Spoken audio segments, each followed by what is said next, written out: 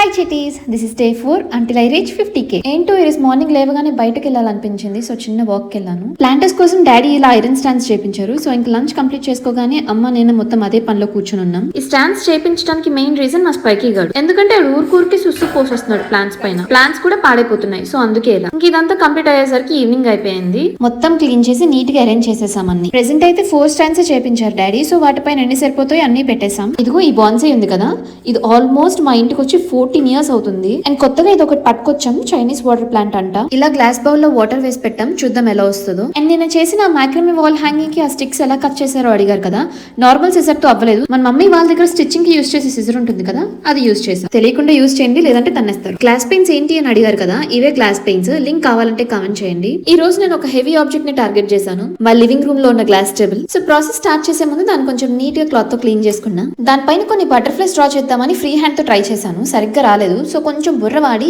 నాకు కావాల్సిన image crop చేసుకుని టేబుల్ కింద పెట్టి గ్లాస్ పైన అవుట్లైన్ డ్రా చేసేసాను. సో దీని వల్ల నాకు చాలా టైం సేవ్ అయింది అండ్ బటర్ఫ్లైస్ కూడా చాలా నీట్ గా వచ్చాయి. రిమైనింగ్ రేపు వీడియోలో కంటిన్యూ చేస్తాను. ఇంకా తర్వాత నీట్ గా ఫ్రెష్ అయిపోయి హెయిర్ కేర్, స్కిన్ కేర్ అంతా చేసుకున్నాను. నిన్న మ్యాక్రమే వాల్ హ్యాంగింగ్ ఇంకొకటి చేస్తా అన్నాను కదా, ఇదే. సో ఇక్కడ వాల్ కి చూపిస్తున్నట్టు ఆ హ్యాంగింగ్స్ అలా పెట్టుకోవాలి. And that's it cuties. Thank you for watching.